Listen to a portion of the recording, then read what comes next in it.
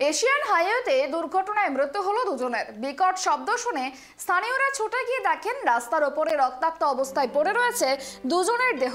বৃহস্পতিবার সন্ধ্যা নাগাদ ঘটনাটি ঘটে ধূপগুড়ি থেকে গয়ের কাটাগামী এশিয়ান হাইওয়ের 48-এর গিলান্ডি ব্রিজ এলাকা। এই বিষয় নিয়ে কথা বলে আমাদের সঙ্গে টেলিফোন লাইনে রয়েছে প্রতিনিধি শুভশ্রী।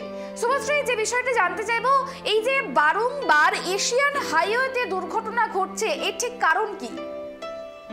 দেখো, যেটা জানা যাচ্ছে যে গতকাল বৃহস্পতিবার সন্ধে 7:15 নাগাদ কিন্তু এই মর্মান্তিক দুর্ঘটনা ঘটেছে ধূপগুড়ি থেকে যে গয়কাটাগামী এশিয়ান হাইওয়ে 48-এর গিলান্ডি ব্রিজ সংলগ্ন এলাকা রয়েছে সেখানেই। স্থানীয় সূত্রে যেটা জানা যাচ্ছে যে বিকট শব্দ শুনেই কিন্তু স্থানীয়রা সেখানে ছুটে এসে দেখে রাস্তার ওপর পড়ে রয়েছে একটা ধর থেকে আলাদা হয়ে যাওয়া একটি দেহ, আরো একটি দেহ।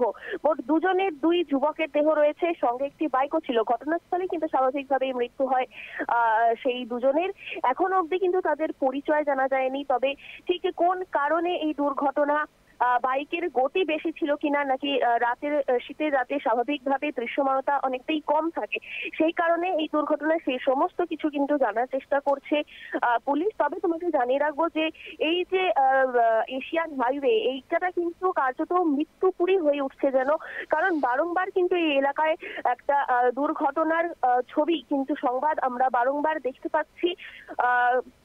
কিন্তু এদিকে যেহেতু একটা ন্যাশনাল হাইওয়ে, সেই ক্ষেত্রে কিন্তু যাতায়াতের ক্ষেত্রে যারা চালক তাদেরকেও কিন্তু সতর্ক থাকা উচিত। এখনো অবধি যেটা জানা যাচ্ছে যে তাদের কোনো পরিচয় নেই।